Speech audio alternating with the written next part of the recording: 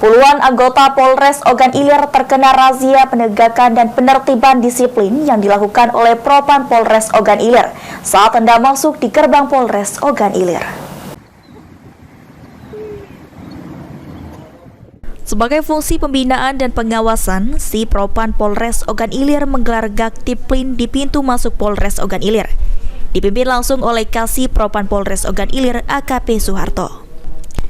Dalam penegakan disiplin, petugas melakukan pemeriksaan terhadap kelengkapan administrasi anggota, mulai dari KTA, kartu senpi bagi anggota yang memegang senjata api, dan kelengkapan kendaraan. Selain itu juga Propam Polres Ogan Ilir melakukan pemeriksaan terhadap penampilan dan sikap anggota Polres Ogan Ilir.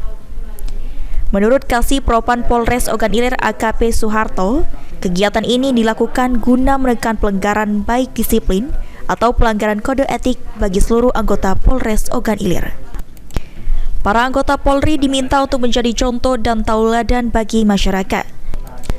Dalam penegakan disiplin ini masih ditemukan adanya beberapa pelanggaran yang dilakukan oleh anggota Polres Ogan Ilir. Ahmad Romawi, PAL TV.